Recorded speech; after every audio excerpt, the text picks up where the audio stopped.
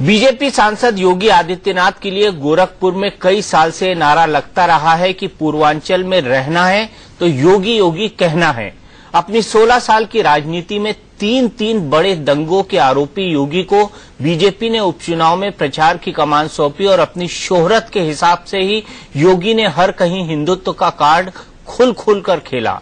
उन्होंने न तो चुनाव आयोग की परवाह की और न ही प्रशासनिक पाबंदियों की। योगी आदित्यनाथ को बीजेपी में अचानक जितना सक्रिय किया गया वो अब बड़ी बहस का मुद्दा बन चुका है। सवाल यही है कि क्या यूपी को हिंदुत्व की लेबोरेटरी बना रही है बीजेपी? क्या योगी को आगे करके हिंदुत्व कार्ड का टेस्ट हो रहा है?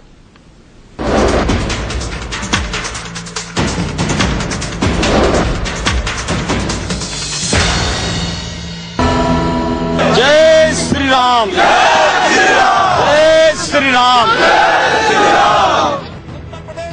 यूपी की राजनीति में बीजेपी के नए पोस्टर बॉय बनकर उभरे हैं सांसद योगी आदित्यनाथ। आखिर क्यों दंगे हो रहे हैं उत्तर प्रदेश में? दंगों के लिए हम लोग तो नहीं जिम्मेदार हैं। यूपी के उपचुनाव में बीजेपी के स्टार प्रचारक योगी को जितनी अहमियत दी गई और योगी ने जो तेवर दिखाए, उससे सियासी गलियारों में ये सवाल पूरी के लिए हम लोग तो नहीं जिम्मेदार हैं। यूपी के उपचुनाव में बीजेपी के स्टार प्रचारक योगी को जितनी अहमियत दी गई और योगी ने जो तेवर दिखाए, उससे सियासी गलियारों में ये सवाल पूरी शिद्दत से गूंज रहा है कि क्या यूपी को हिंदुत्व की लेबोरेटरी बना रही है बीजेपी? आजम खां की स्थिति मुलायम सिंह के इस राजकाज में वही स्थिति है जो हस्तिनापुर में शकुनी की स्थिति थी। योगी आदित्यनाथ को इससे पहले सिर्फ पूर्वी उत्तर प्रदेश तक सीमित रखा जाता था, लेकिन इस बार योगी के जिम्मे पूरा उत्तर प्रदेश था। नोएडा से निगासन और रोहनिया से लखनऊ तक योगी और उनके विवादित बोल ही छाए रहे। आजम खां गलतफहमी में है और अब कोई जोधाबाई अकबर के साथ नहीं जाएगा। कोई दुष्ट सिकंदर अपनी पुत्री को किसी चंद्रगुप्त मौर्य को। चुनाव आयोग ने योगी को भड़काऊ भाषणों पर नोटिस भी थमाया, लेकिन योगी आदित्यनाथ के तेवर तीखे होते गए। बुधवार को तो उन्होंने चुनाव आयोग की इजाजत के बिना लखनऊ में चुनावी सभा भी कर डाली। 2.5 वर्ष में 450 से अधिक दंगे इस सरकार के सांप्रदायिक एजेंडे को प्रदर्शित करता है। योगी आदित्यनाथ की पहचान फायर ब्रांड हिंदुत्व नेता की है। उन्होंने अपनी पहचान के हिसाब से ही काम किया, जिस पर विरोधी दलों को घोर ऐतराज है।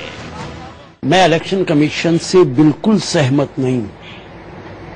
देश के अंदर लोग आग लगाते रहेंगे और आप सिर्फ वार्निंग देते रहेंगे। उनके खिलाफ कार्रवाई होनी चाहिए, क्रिमिनल केस उनके खिलाफ चलना चाहिए, उनकी गिरफ्तारी होनी चाहिए। योगी आदित्यनाथ समझते हैं कि वो हीरो हैं, बट वो जीरो हैं। वो अपने आप को योगी बुलाते हैं, वो योगी कम है और ढोंगी ज्यादा है।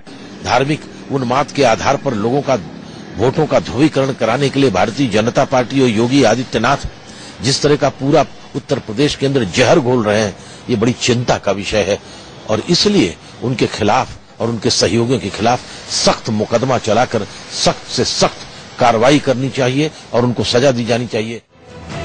बीजेपी पर हिंदुत्व कार्ड खेलने के आरोप हर चुनाव में लगते रहे हैं, लेकिन उपचुनाव में बीजेपी ने जिस तरह योगी आदित्यनाथ के जरिए हिंदुत्व के मुद्दे को हवा दी, उससे ये सवाल भी बड़ा हो गया है कि क्या योगी को आगे करके बीजेपी अपने हिंदुत्व कार्ड का परीक्षण कर रही है? उन्हें चिंता किसकी है? जेल में बंद अलकायदा हिजबुल मुजाहिदीन के आतंकवादियों की और उनके मुकदमे को वापस लें। लखनऊ में विपिन चौबे के साथ ब्यूरो रिपोर्ट, इंडिया न्यूज।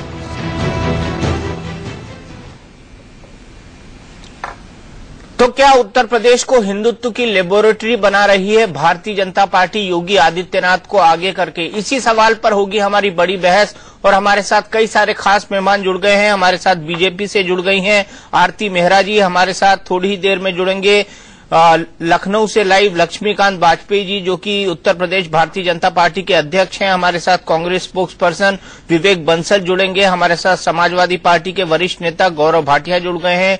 हमारे साथ वरिष्ठ पत्रकार एनके सिंह साहब जुड़ गए हैं। हमारे साथ वरिष्ठ पत्रकार शाहिद सिद्दीकी साहब जुड़ गए हैं। और सबसे पहले मेरा सवाल आरती जी से है। आरती जी, क्या हिंदुत्व की लेबोरेटरी बना दिया है आपने यूपी को योगी आदित्यनाथ को आगे करके?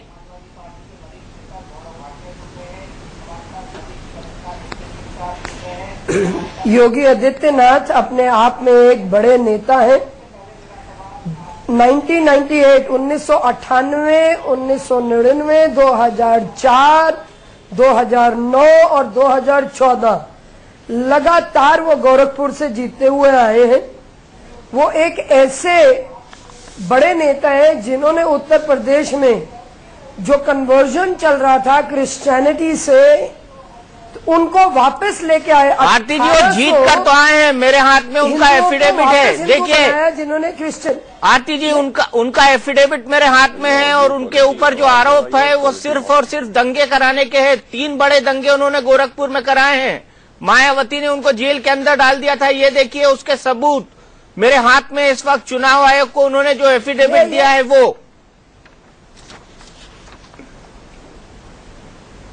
दीपक जी, ये मायावती जी हो या मुलायम सिंह हो, ये लोग वेंजेंस की राजनीति करते हैं। जब इतना पॉपुलर कोई व्यक्ति होता है उसके खिलाफ, अभी भी आप देखिए जिस तरीके से इलेक्शन कमीशन और खासतौर पे उत्तर प्रदेश की पुलिस जिस तरह से सपा के इशारे पे काम कर रही है, ये बड़ा दुर्भाग्यपूर्ण है। इलेक्शन के दौरान हर पार्टी को अपनी बात रखने का अधिकार है, अपनी रैली करने का अधिकार है, अपनी बड़ी सभा करने का अधिकार है। उसमें जिस तरह से ये लोग क्योंकि इतने घबराए हुए हैं, बिल्कुल हाशिए पे आ गए हैं, उन्हें साफ दिखाई देता है कि आने वाले चुनावों में जितने बाईपोल की सीट्स हैं उसमें भारतीय जनता पार्टी किस तरह से आगे बढ़ रही है। तो ये पुलिस का दुरुपयोग करके जिस तरीके से करना चाहते हैं, योगी आदित्यनाथ एक बड़ा चेहरा है जिसमें विश्वास है, लोगों की आस्था है, उनकी एक क्रेडिबिलिटी है और भारतीय जनता पार्टी ने अपनी जबरदस्त क्रेडिबिलिटी स्थापित की है। भारतीय जनता पार्टी अभी 80 में से 73 सीटें जीत के आई और जिस तरह से मोदी जी की सरकार केंद्र में काम लगातार कर रही है, उसको देखते हुए इन लोगों को राज्यों में अपने हारने का इतना दिखाई साफ दे रहा है कि उसके कारण से ये लोग छटपटा रहे हैं और कोई ना कोई केस बनाते हैं। नहीं तो अगर देखा जाए, केस तो चुनाव आयोग ने बनाया। आरती जी, केस तो चुनाव आयोग ने बनाया योगी आदित्यनाथ के खिलाफ। उसके बावजूद भी कल लखनऊ में उन्होंने जनसभा की। हाँ जी, वो स्टेट इलेक्शन कमीशन ने बनाए हैं, सेंटर पे आ गए हैं। तो सेंटर आके देखेगी उन्हें। कमीशन अलग होता है क्या? सेंटर इलेक्शन कमीशन देखेगा Deepak ji. State election commission centre से कब से अलग हो गया? आरती जी, आप इतनी समझदार नेता हैं, आप ऐसी बात कर रही हैं। स्टेट इलेक्शन कमीशन स्टेट के अधीन थोड़ी होता है। मैं ये नहीं कह रही अलग हो गया, मैं आई नो उसी का ही पार्ट है। लेकिन जिस तरीके से आप देखिए, पुलिस परमिशन नहीं देती। बनारस में भी ऐसे ही हुआ था, आप ध्यान करिए, जब मोदी जी की रैली थी। मैं वो नहीं कह रही कि स्टेट इलेक्शन कमीशन, लेकिन प्रॉब्लम यह है कि जब पुलिस जब जिस तरीके से उनको यह है कि सपा और बीजेपी के लोगों में दंगा होने का खतरा है, ऐसे में पुलिस जब अपने हाथ खड़े करती है और स्टेट इलेक्शन कमीशन अपने हाथ पीछे करती है और परमिशन नहीं देती, तो ऐसे में समय की इतनी लिमिटेशन होती है। याद करिए, अरुण जेटली जी को धरना देना पड़ा था जब वहां पे बनारस में नहीं किया था, बनारस के उसमें। तो ये इस तरीके के प्रेशर जिसकी सरकार होती है वो अपने मशीनरी के द्वारा कराने की कोशिश करते हैं। और खासतौर पे सपा में तो law and order situation, Uttar Pradesh के जो हालात हैं, ये पहले अपने सुधारे। गौरव भाटिया जी से पूछिए, 450 से ज्यादा दंगे हुए हैं। तो ऐसे में बहुत बड़ा प्रश्न चिन्ह तो इन पे लगा हुआ है।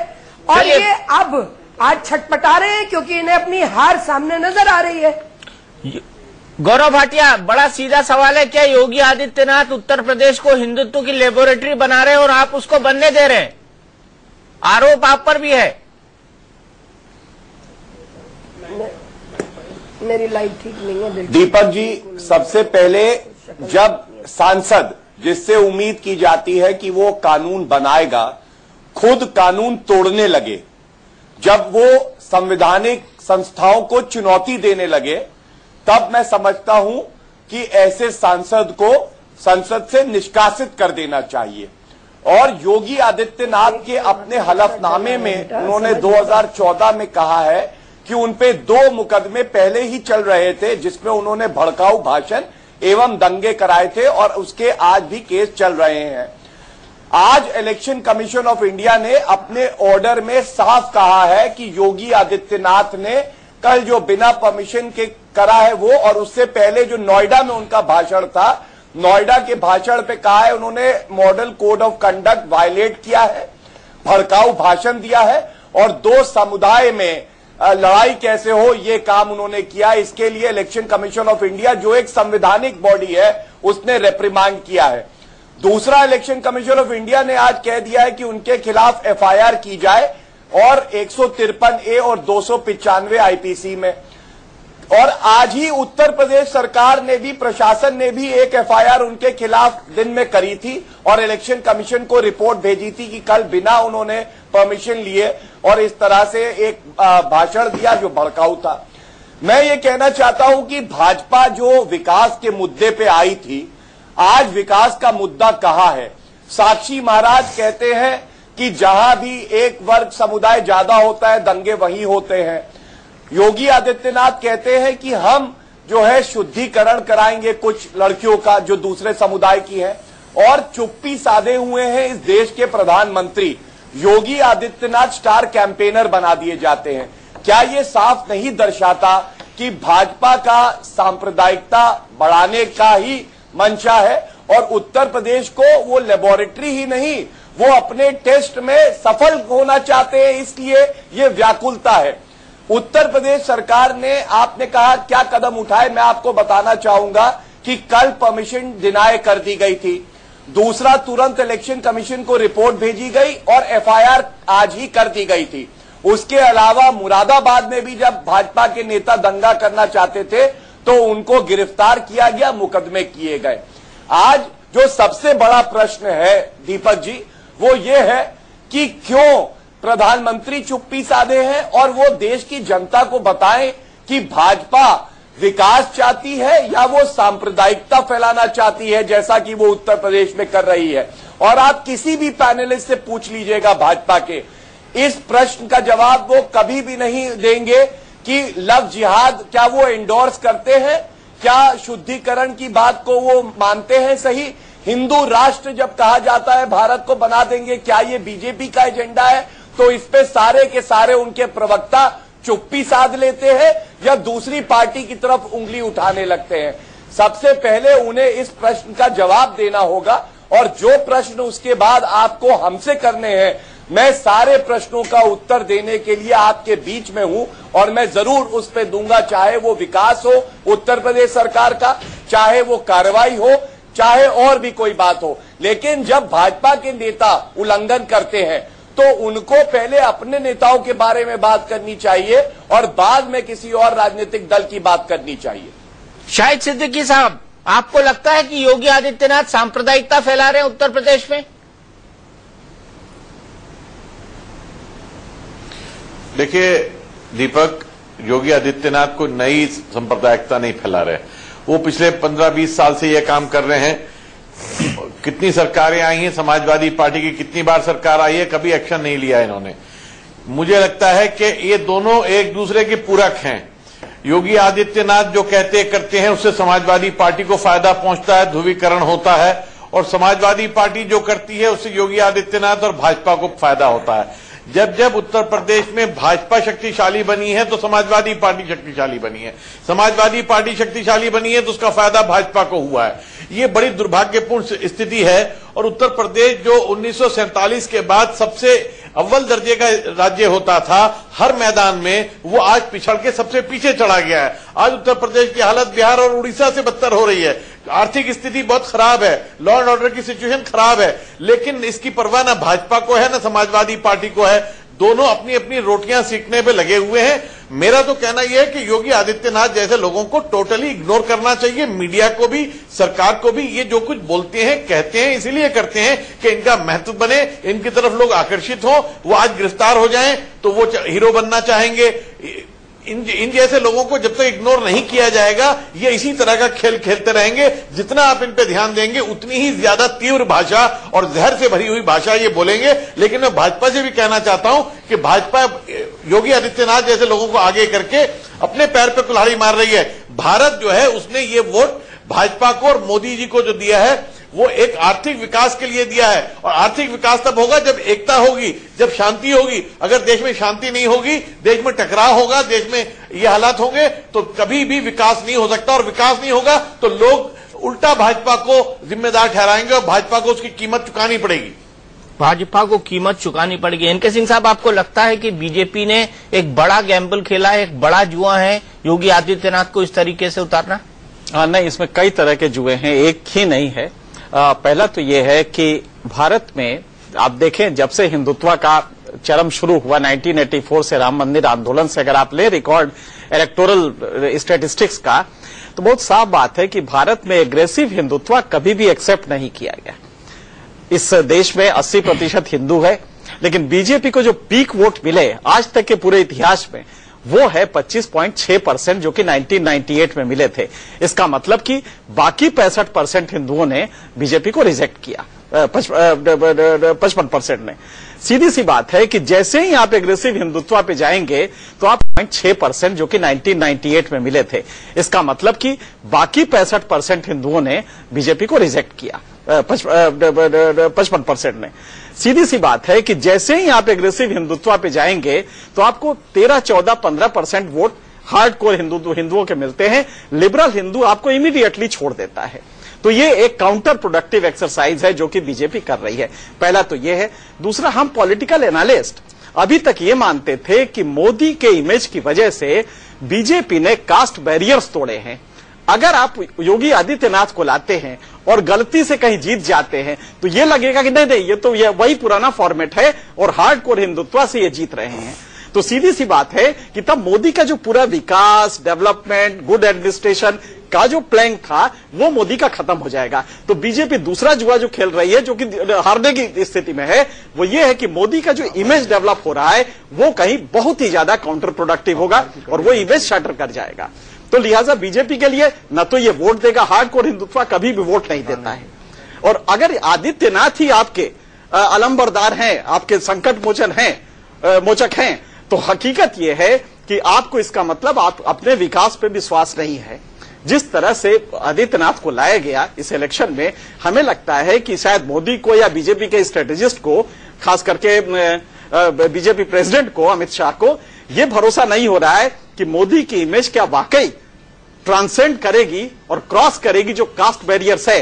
तो हम अपने को फिर से एक बार एनालाइज करेंगे। होता यह है कि लॉजिक में एक चीज होती है प्रेमाइस से कंक्लूजन पे जाना, एक दूसरा प्रक्रिया होता है कंक्लूजन से प्रेमाइस आना। अगर कंक्लूजन से आप प्रेमाइस पे और वो जस्टिफाई हो जाए तो उसको भी कहा जाता है, ये भी एक लॉजिक का तरीका है। अगर बीजेपी आज जीतती है और योगी आदित्यनाथ के इसी तरह के गैर कानूनी, असंवैधानिक, बदतमीजी भरे स्टेटमेंट्स लगातार आते रहते हैं, मुझे ताज्जुब हो रहा है कि बीजेपी की आरती जी कह रही हैं कि आस्था है, हिंदुओं की आस्था उनके ऊपर है, जनता के हमारे बड़े नेता हैं।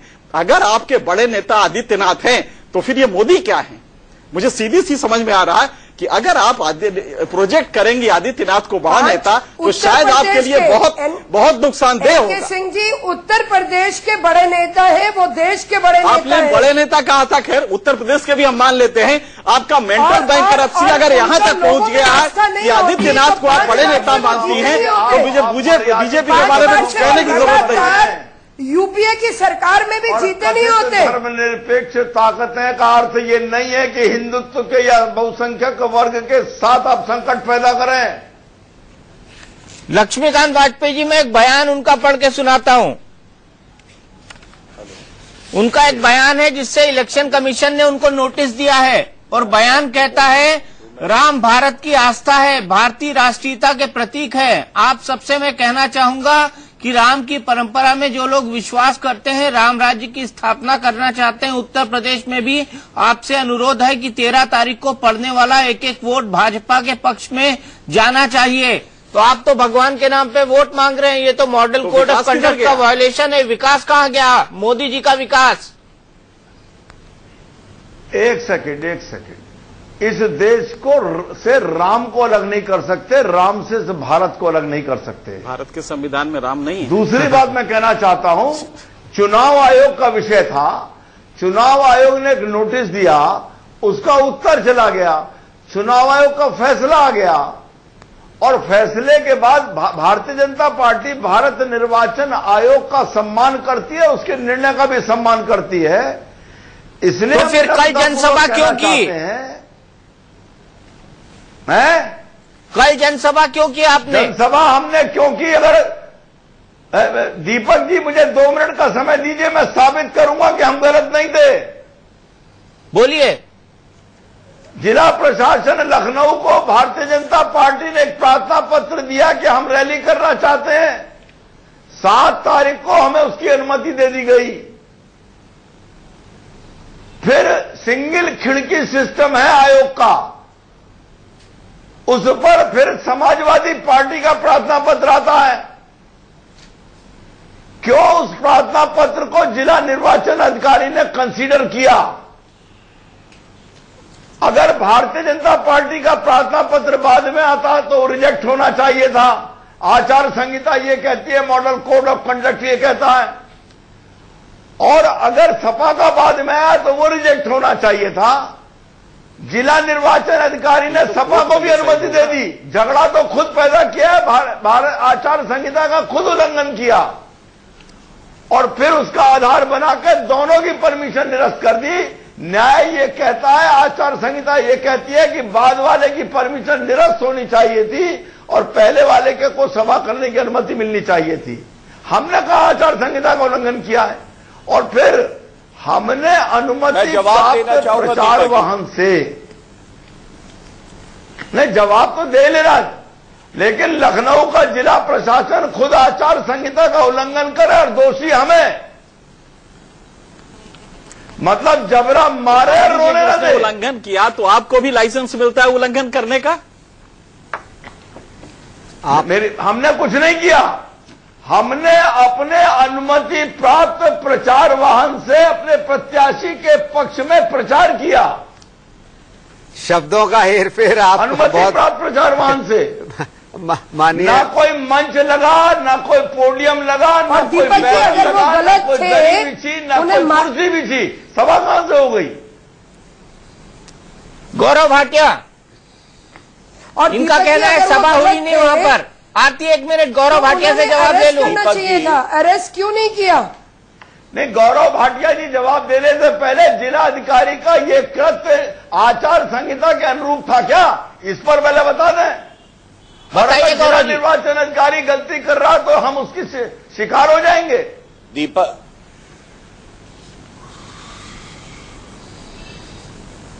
दीपक जी, अगर लक्ष्मीकांत जी ने बोल लिया हो तो अब मैं उनका जवाब देना चाहूंगा। शायद कुछ तथ्य उनको पता नहीं है। सबसे पहले मैं उनको ये बताना चाहूंगा कि जिस जगह की इन लोगों ने अनुमति ली थी, इन्हीं के लोग दूसरी जगह चौराहे पे मुंशी पुलिया इंदिरा नगर, जहां की परमिशन नहीं थी, वहां पे मीटिंग करना चाहते थे, जिससे कि जो व्हीकल मूवमेंट होता है उसमें व्यवधान आना था। इनके लोगों ने आके कहा कि नहीं, हमें यहां मीटिंग करने दीजिए, और उसके बाद इन्हीं के मान सिंह हैं जिन्होंने ये लिख के दिया जिला निर्वाचन अधिकारी को कि हमारी 10 सितंबर की मीटिंग जो है किसी कारणवश स्थगित कर दी गई है। और ये लेटर मेरे पास है दीपक जी, ये शायद लक्ष्मीकांत जी को पता नहीं है। और इसको देखते हुए मान सिंह के हस्ताक्षर नहीं है उस पर कार्रवाई करी। जिला निर्वाचन अधिकारी, ड्राइवर, गन्नर, ऑर्डरली, चपरासी, होमगार्ड से लिखवाले तो हम क्यों मानेंगे उसे? मान सिंह के दस्तखत नहीं है। लक्ष्मीकांत जी, दीपक जी, इतनी गुजारिश करूंगा कि गौरव जी, जब मान सिंह के दस्तखत नहीं है तो गलत पत्र को क्यों आधार बना रहे हैं? जिला निर्वाचन अधिकारी ने आचार संहिता का उल्लंघन किया। आप बड़े हैं, आप पहले बोल लीजिए। दूसरी सभा की अनुमति क्यों दी? आप पहले बोल लीजिए। आप पहले बोल सकते हैं। अब आप लक्ष्मीकांत जी चुप हैं। जब आप बोल लेंगे तब मैं बोलूंगा। उम्मीद, अरे साहब अब आप वो बोल लिए। और इसके बाद दीपक जी ये बताना चाहता हूं कि अनुमति, उसके बाद जिला प्रशासन ने सही बात करी। उन्होंने कहा कि कानून व्यवस्था को देखते हुए हम दोनों जो अनुमतियां दी हैं वो रद्द करते हैं, समाजवादी पार्टी की भी और भाजपा की भी। इसके बाद ये रिपोर्ट जिला प्रशासन ने इलेक्शन कमीशन ऑफ इंडिया को भेज दी है, क्योंकि बिना परमिशन के कल योगी आदित्यनाथ ने वहां पे सभा करी। प्रश्न ये है कि क्या एक सांसद भड़काऊ भाषण देता है वो उचित है, और बिना अनुमति के सभा करता है, क्या ये उचित है? अगर किसी भी तरह का इनको लगता है गलत फैसला लिया गया है तो एक न्यायप्रिय नागरिक और सांसद अदालत जा सकता है। इलेक्शन कमीशन ऑफ इंडिया को इन्होंने पत्र लिखा जिसपे इलेक्शन कमीशन ऑफ इंडिया ने इनको अनुमति तब भी नहीं दी। ये सब बातें लक्ष्मीकांत जी बहुत आसानी से छुपाते हुए आधी बात कर रहे हैं, और मैं समझता हूं न्यायालय का सम्मान करे। कहीं पे कष्ट हो, मैं न्यायालय को फेस करूंगा, मैं एफआईआर का जवाब दूंगा, कचहरी में भी जाऊंगा। लेकिन मुझे अफसोस ये है कि सरकारी महाधिवक्ता के पद पर उच्च न्यायालय, सर्वोच्च न्यायालय में रहते हुए आप समाजवादी पार्टी के प्रवक्ता है और चैनल पर बोल रहे हैं। ये कौन सा कानून है? मैं आपको बता दूं, तथ्यात्मक रूप से आप गलत कह रहे हैं। मैं अपर महाधिवक्ता हूं, पहली बात तो आप इसकी भी जानकारी नहीं है। लक्ष्मीकांत जी थोड़ा सा जान लिया करिए वक्तव्य देने से पहले। आप बड़े हैं, मैं आपका सम्मान करता हूं। लक्ष्मीकांत वाजपेयी जी, मूल मुद्दे पर वापस आते हैं। एक और आपने अभी फिर खुद गलत बयानी करी। मूल मुद्दे पर वापस आते हैं। एक और बयान है योगी आदित्यनाथ का, पूर्वी उत्तर प्रदेश में एक भी दंगा नहीं हुआ है और दंगे के साथ निर्दोष हिंदुओं को कोई छेड़ेगा तो छेड़ने की कीमत नहीं, उसके लिए वह कीमत चुकानी पड़ती है जिसकी भरपाई कई वर्षों तक नहीं कर सकता। ये तो खुली खुली धमकी है मुसलमानों को,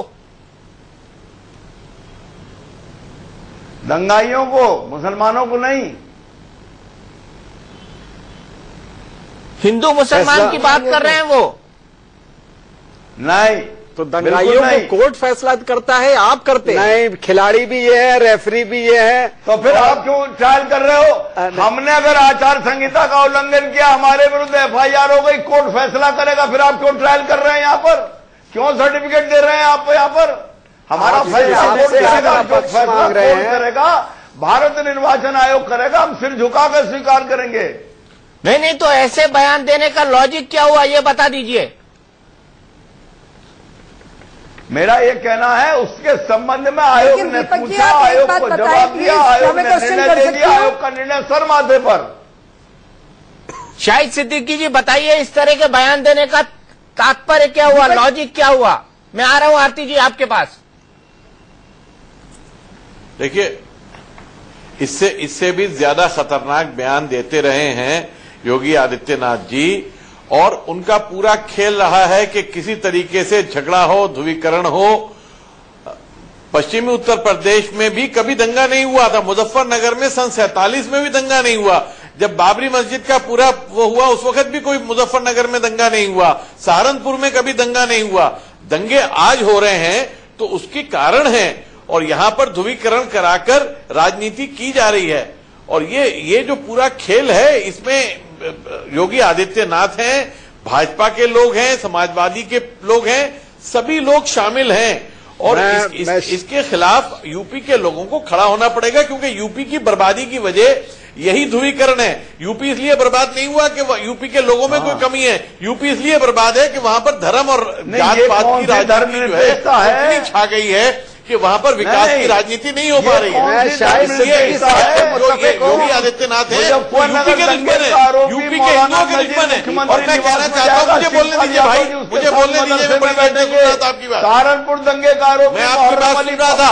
देखिए, योगी आदित्यनाथ हिंदुओं के दोस्त नहीं है, ये हिंदुओं के दुश्मन है, ये देश के विरोधी है, समाज के भारतीय नागरिक के दुश्मन है, घर में शांति प्रिय है, जो चाहता है कि इस देश में विकास हो, सांप्रदायिक सौहार्द हो। आज जिस तरीके से मैं बिल्कुल शाहिद सिद्दीकी साहब से कमिटेड है सांप्रदायिक सौहार्द के लिए, पूरी नूरा कुश्ती खेली जा रही है, सांप्रदायिक माहौल उत्पन्न किया जा रहा है, जिसे कहते हैं कि गत्ते की तलवार से ये दोनों समाजवादी और ये भाजपा आज लड़ रहे हैं और समाज को बांटने का प्रयास हो रहा है। जिन मुद्दों पे इन लोगों को ध्यान देना चाहिए, आज ये भूल रहे हैं। आज अपने नेता के आश्वासन को भूल रहे हैं। प्रगति की बात, उन्होंने विकास की बात की, आज इनका आत्मविश्वास खो गया है। उत्तराखंड में 3 सीट हार गए, वहां पे बिहार के चुनावी परिणाम के पश्चात ये इनकी रणनीति, ये इन्होंने रणनीति अपनाई है।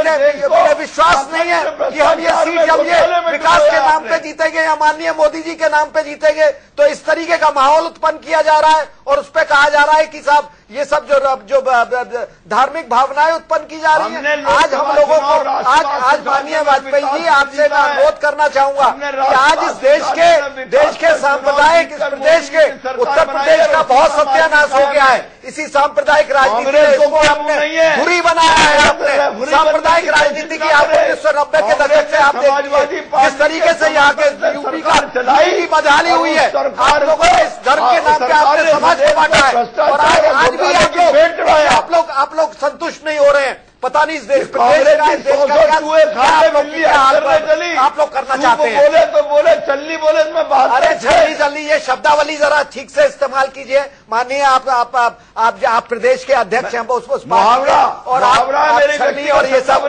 छलनी और उस तरीके अगर भाषा हमने इस्तेमाल करनी शुरू की, आपको शोभा नहीं देता। ये मुहावरा है, मुहावरे तो बहुत से होते हैं, मुहावरे तो बहुत से होते हैं, माफ कीजिएगा, पर हम उस भाषा शैली ना हम उस भाषा शैली को इस्तेमाल करना चाहते हैं। पर आपसे ये निवेदन करते हैं, आपसे निवेदन है, मुहावरे तो बहुत से होते हैं, मुहावरे तो बहुत से होते हैं, माफ कीजिएगा, पर हम उस भाषा शैली ना हम उस भाषा शैली को इस्तेमाल करना चाहते हैं। पर आपसे ये निवेदन करते हैं, अपने नेता की बात को मानिए, अपने नेता ने जो आपको जो दिशा दी है, नेता के बात को अक्षर से पालन करेंगे आज, लेकिन ये नहीं अक्षर से पालन करेंगे, इस तरीके से पालन करेंगे।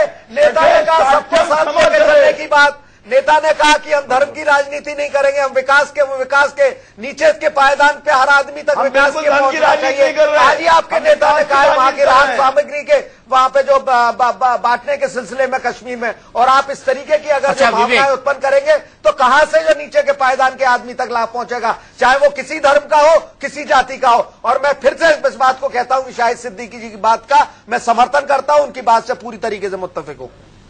लक्ष्मीकांत वाजपेयी जी, आपके पास चारा तो हमारे पास बहुत कुछ है। हमने तो आपसे ही सवाल पूछना चाहेंगे, 79 के बाद से इस प्रदेश में 1 मेगावाट आपकी भी शासन रहा है, आपकी भी सरकार रही, आपने क्या किया? सिर्फ राम मंदिर के नाम पे आपने सत्ता में आए और उसके पश्चात क्या विकास का मॉडल आपने दिया? यहाँ पे क्या विकास किया आपने? बिजली की आज बिजली की आप बात नहीं करते, आज बिजली की आप व्यवस्था जिस तरीके से चरमराई हुई है ना, आप बात करने की बात करते हैं। आज आप केंद्र में है, आप ये मांग करते कि उत्तर प्रदेश का जो हिस्सा है वो केंद्र सरकार से बिजली का मिलना चाहिए।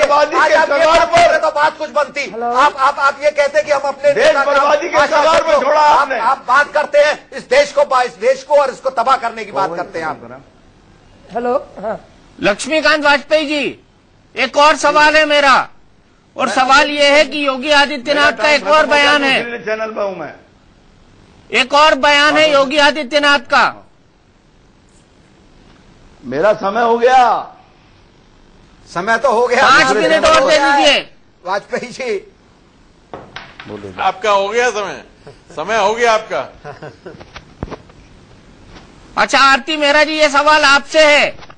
योगी आदित्यनाथ का एक और बयान है जहां 10 से 20% अल्पसंख्यक हैं, वहां सांप्रदायिक हिंसा की छोटी मोटी घटनाएं होती हैं। जहां 20 से 35% अल्पसंख्यक है वहां बड़े सांप्रदायिक दंगे होते हैं, और जहां अल्पसंख्यकों की आबादी 35% से ज्यादा है वहां गैर मुसलमानों के लिए कोई जगह नहीं है। योगी आदित्यनाथ क्या कहना चाहते हैं योगी साहब ये कह के?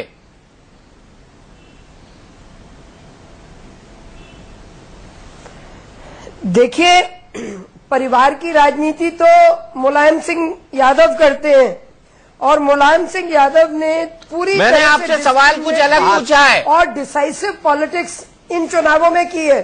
मैंने आपसे सवाल कुछ अलग पूछा है आरती जी। की है, और अगर देखा जाए तो नेशनल क्राइम ब्यूरो भी बताता है कि यूपी में लॉ एंड ऑर्डर की सिचुएशन बहुत बुरी है। बात का इसी से रिलेटेड योगी आदित्यनाथ जी ने, क्योंकि दंगे जो हो रहे हैं वो दंगे तो सपा की सरकार है, वो जो भी जितनी भी पॉपुलेशन पे दंगे अगर हो रहे हैं, देखिए आज अमित शाह जी को भी चार्जशीट से अलग किया गया कल। अब ऐसे में सारे आरोप घड़ देते हैं बीजेपी के खिलाफ, जब जिनकी सरकार चल रही है, राज्य की पुलिस जिनके पास है, जवाब तो आप उनसे पूछिए, वो तो फैक्ट्स उजागर कर रहे हैं। आप उनसे पूछिए ना जिनके उसमें दंगे हो रहे हैं, जिनके शासनकाल में। क्यों भारतीय जनता पार्टी के शासनकाल में कहीं कोई दंगा नहीं हो रहा? दीपक चौरसिया जी, क्यों उत्तर प्रदेश में अगर सपा के इतनी अच्छी सरकार चला रहे हैं अपने शासनकाल में ऐसा हो रहा है? वो बीज बो देती हैं कि दंगे उत्पन्न होते हैं। 1990 में जब आपकी सरकार थी और राम मंदिर के नाम पे जो किस तरीके से यहाँ पे क्या हुआ था वो भी आपको मालूम है, और उसके पश्चात कितने दंगे हुए ये आपको मालूम है। आप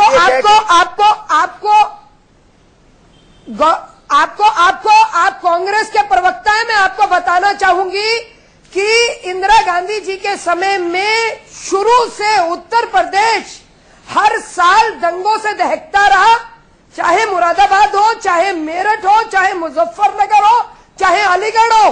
अब मुजफ्फरनगर तो देखिए, सुनिए मुजफ्फरनगर में तो दंगे की अभी आपके सामने तस्वीर आई थी कि मुजफ्फरनगर में तो आजादी के पश्चात पहली बार दंगे हुए हैं। और आप अपने आंकड़े सही कीजिए, हर साल ये जरूर है कि दंगे हुए थे, पर हर साल का जो वक्तव्य है, दंगे भी उस समय भी जिम्मेदार आप लोग होते थे। उस समय भी आप लोग आग में बलीता लगाने का काम करते थे और आज भी कर रहे हैं।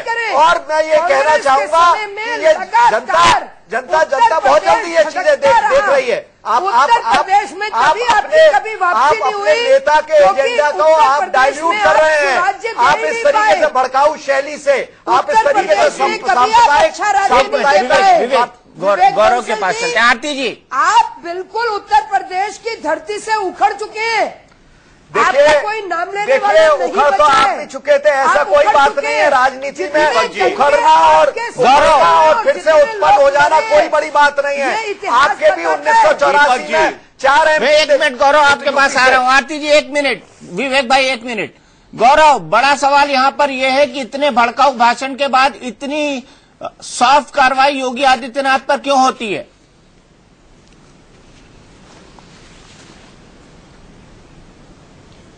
नहीं, आप एक चीज जानिए दीपक जी कि कभी भी कार्रवाई जो है ऐसा नहीं है कि सख्त नहीं हुई है। मैं गलत हूं और मैंने अगर कोई रूल तोड़ा है तो मुझे अरेस्ट करो। आरती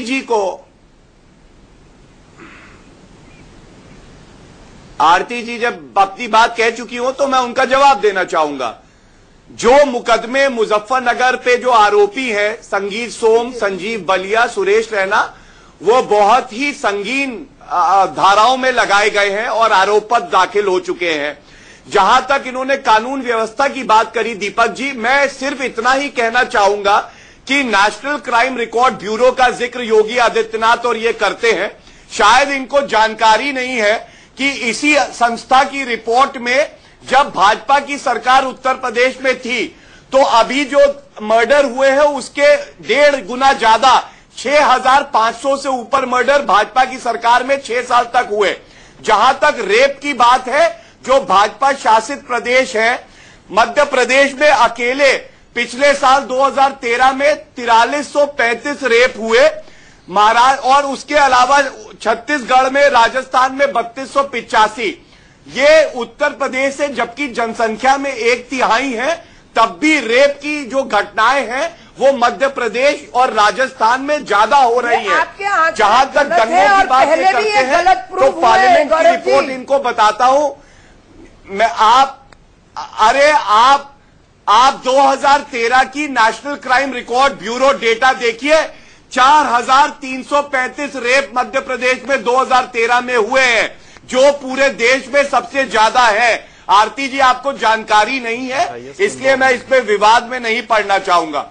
जो बड़ा सवाल है वो ये है कि योगी आदित्यनाथ किस तरह के भाषण देते हैं और क्या उन्हें जो सर्वोच्च नेता है भाजपा के वो कहते हैं कि आप जाइए और उत्तर प्रदेश में भड़काऊ भाषण दीजिए। क्या नरेंद्र मोदी और अमित शाह ये कहते हैं योगी आदित्यनाथ को? क्योंकि उनके संज्ञान के बिना ये संभव नहीं है दीपक जी कि कोई नेता इस तरह के भड़काऊ भाषण दे, किसी महिला का अपमान करे और कहे कि हम उसका शुद्धिकरण कराएंगे। अगर आप एक उठाओगे तो हम 100 उठाएंगे। ये क्या महिलाओं की इज्जत करना है? प्रधानमंत्री जी कहते हैं महिलाओं की बहुत इज्जत करते हैं और उनका सांसद कहता है हम 100 लड़कियां उठाएंगे और शुद्धिकरण कराएंगे। ये किस तरह का विकास है? विकास को दफन करके उत्तर प्रदेश में सांप्रदायिकता करना इनकी पहचान बन गया है और कानून इनको छोड़ेगा नहीं। आज एक मुकदमा दर्ज हुआ है और आगे चल के अगर इनका व्यवहार नहीं बदला तो ये जेल की सलाखों के पीछे पूरी जिंदगी बिताएंगे। मैं इतना ही कहना चाहता हूँ कि हिंदुओं को जिस तरीके से क्रिश्चियन बनाया गया। अरे आप लोग 15 साल तक उत्तर प्रदेश में सरकार नहीं बना पाए, जो कन्वर्ट हो गए थे। आपको देखिए, ऐसा भाजपा की सरकार उत्तर प्रदेश में लौट नहीं पाई। क्यों? क्योंकि वहाँ पे लगातार सेवा कर रहे हैं। वहाँ दंगे होते थे, वहाँ पे मर्डर होते थे, वहाँ रेप होता था, वहाँ महिला सुरक्षित नहीं थी और इसीलिए अच्छा आप ये चीज कहिएगा, दोनों बात करिएगा। गौरव जी 1 मिनट, वापस सरकार बनाने का मौका नहीं दिया। गौरव जी, आरती जी 1 मिनट, मुझे रुकना है एक ब्रेक के लिए। ब्रेक के बाद इस बातचीत को, सिलसिले को आगे बढ़ाएंगे। हमें इस बहस को कंक्लूड भी करना है, एनके सिंह सर के पास भी चलेंगे, लेकिन इस ब्रेक के बाद।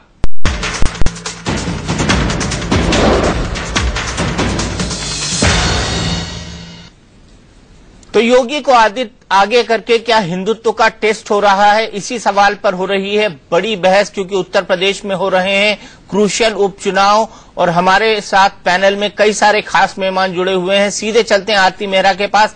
आरती, एक और बयान पर आपका ध्यान दिलाना चाहूंगा, अगर आप टेलीफोन छोड़ दें तो ये बयान जो है ये योगी आदित्यनाथ का है और उन्होंने लव जिहाद पे कहा है हुए हैं। सीधे चलते हैं आरती मेहरा के पास। आरती, एक और बयान पर आपका ध्यान दिलाना चाहूंगा, अगर आप टेलीफोन छोड़ दें तो ये बयान जो है ये योगी आदित्यनाथ का है और उन्होंने लव जिहाद पे कहा है कि अब कोई जोधा किसी अकबर के साथ नहीं जाएगी। अब दुष्ट सिकंदर अपनी बेटी चंद्रगुप्त को देने के लिए तैयार रहे, अब हमारी लेने की बारी है। योगी आदित्यनाथ, इस बयान को आप कैसे देखती हैं?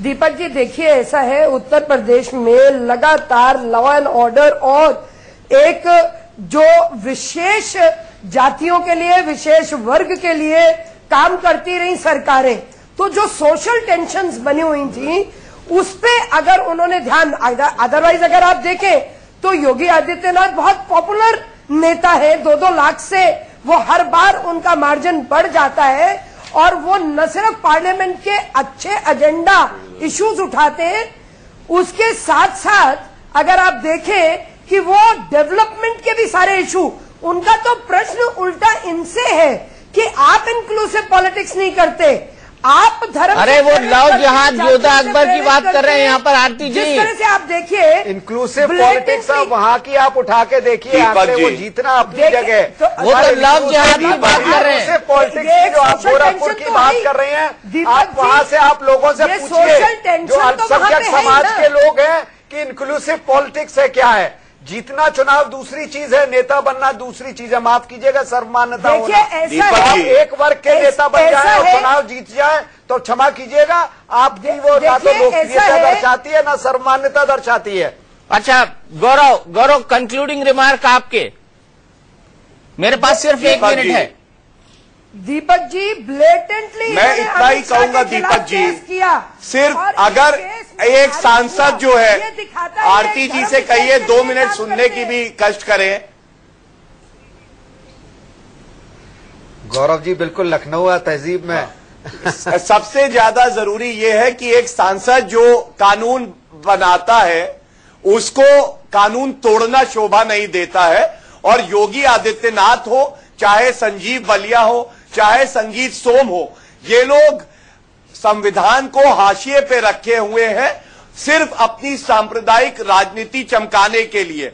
लेकिन आज जनता जागरूक है, वो देख रही है कि विकास की बात करके आई हुई भाजपा विकास को दफन कर चुकी है। और इसी उपचुनाव हमारे राष्ट्रीय अध्यक्ष पे केस क्यों किया और फिर किस तरह से खारिज हुआ? आरती जी ऐसे मत कहिए। अमित शाह धर्म से प्रेरित होकर एक धर्म विशेष के लिए काम करते हैं। तो ये तो आपका एजेंडा लेके चल ही रहे हैं। बदला ये तो आपका एजेंडा लेके चल ही रहे हैं। लेना होगा हमें। साबित हो ये अमित शाह ने बात बार इस बात को आप आरती जी भूल गई।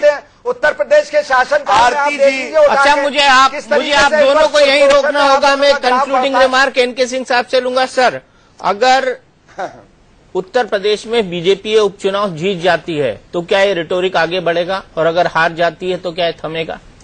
इसको बल्कि हम उल्टा देते हैं।